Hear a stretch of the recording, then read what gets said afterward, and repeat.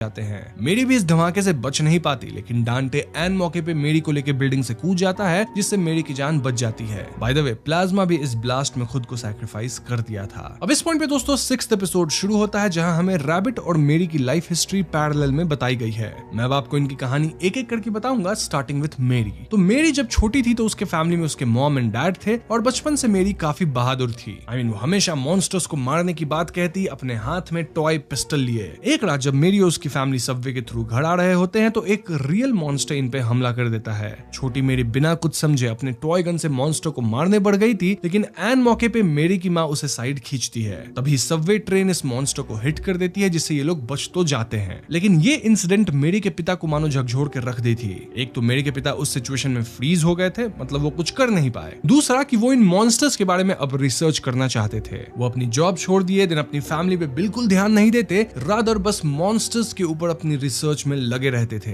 ऐसे ही काफी समय बीत गया और मेरी एक फ्रेंड भी बना ली थी, जिसके साथ वो खेला करती थी। एक रात मेरी के पिता डीमन हैंड्स वगैरह का कहीं से जुगाड़ करके एक ऐसा सीरम बना लिए, जिसको इंजेक्ट करते ही वो डीमन बन गए। जी हाँ दोस्तों, डिमोनिक फॉर्म में वो मेरी की माँ को खत्म कर दिए एंड देन वो मेरी पे भी हमला किए। छोटी मेरी समहाउ खुद को डिफेंड की और इसी हाथापाई में घर में आग लग गई, जिसमें जल के मेरी के पिता भी खत्म हो गए। अब मेरी तो इससे बच गई, लेकिन अब उसका दुनिया में कोई नहीं था, और तभी मेरी प्रण ले ली थी कि वो डीमंस को इस दुनिया से मिटा देगी। इसके बाद ही मेरी काफी हार्ड ट्रेनिंग करी, देन वो डार्क कॉम को ज्वाइन करी। और डार्क कॉम का काम क्या है? वेल, जो डीमंस हेल से यहाँ आते हैं उन्हें मेरी और उसकी एलीट टीम समाप्त करती है। सो यस, ये थी मेरी की कहानी, और अब हम रैबिट की कहानी की तरफ बढ़ते हैं। तो रैबिट एक्चुअली में ह्यूमन है। जी हाँ, बचपन में वो एक ऑर्फन था और उसे फॉस्टर होम में डाला गया। यहाँ वो हमेशा बुली होता था, मतलब बड़े बड़े जो बच्चे थे वो उसे बुली करते थे। इनफैक्ट वहाँ जो मम्मी थी वो भी इसे बहुत मारती थी। यहाँ हम रैबिट के हाथ में एलिस's एडवेंचर इन द वंडरलैंड वाली किताब भी देखते हैं। तो एक रात उसके करीब एक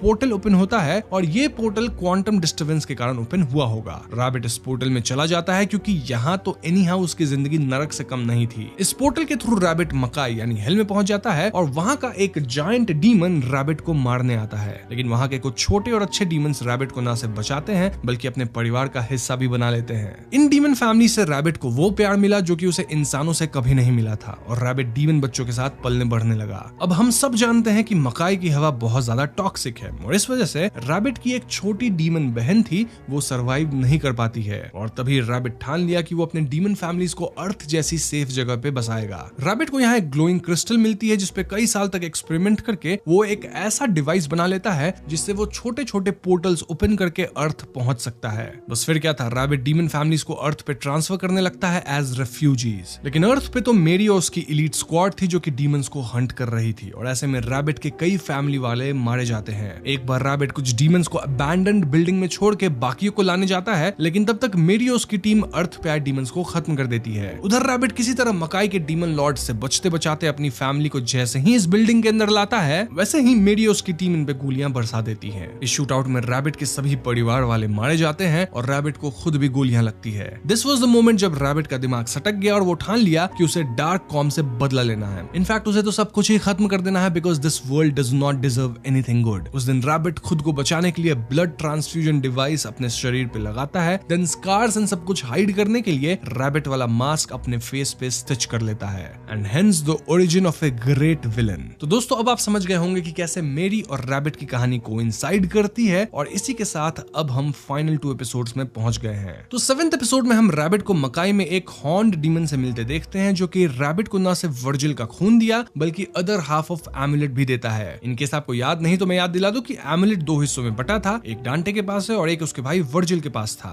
डांटे के हिसाब से वर्जिल और उसकी माँ तभी मारे गए थे जब डांटे छोटा था, लेकिन यहाँ ये हॉर्न्ड डीमन ना सिर्फ रैबिट को वर्जिल का खून दिया, बल्कि वो वर्जिल वाला एमुलेट भी रैबिट को दिया। इससे क्लियर था कि स्वॉर्ड एंड एमुलेट को एक्टिवेट करने के लिए सिर्फ डांटे नहीं, बल्कि उसके भाई वर्जिल का भी खून चाहिए था। और देखा जाए तो रैबिट के पास अब सब कुछ है एक्सेप्ट डांटेज ब्लड, जो कि उसे थोड़ी देर में मिलने वाला है, क्योंकि वो डांटे को मीटिंग स्पॉट पे बुलाया ही है। कैसे बुलाया? वेल, धमकी दे दिया कि अगर डांटे नहीं आया तो वो पूरे शहर में हमला बोल देगा। सो रैबिट मकाई से वापस अर्थ पे आता है। वहीं मेरी वाज नॉट ओके कि डांटे अकेले रैबिट से मिलने जाए, इसलिए वो अगेन डांटे को बंदी बना के कैद कर लेती है और खुद रैबिट और उसके डीमन से भिड़ने निकल पड़ती है। यहाँ मेरी और रैबिट के डीमंस के बीच लड़ाई होती है, जिसमें ऑफ कोर्स मेरी जीत नहीं सकती थी। मेरी को यहाँ एक डीमन से कट लगता है और इस कट में डीमन टॉक्सिन्स था, जो कि मेरी को टेम्पररी पैरालाइज्ड कर देता है। ऐसे में रैबिट रैबिट के डीमंस मेरी को खत्म करने ही वाले थे कि डांटे यहाँ पहुंच जाता है और मेरी को फिर से बचाता है। जी हाँ दोस्तों, डांटे समहाउ आजाद होकर यहाँ आ गया था और अब डांटे वर्सेस रैबिट्स डीमन लड़ाई शुरू हो जाती है।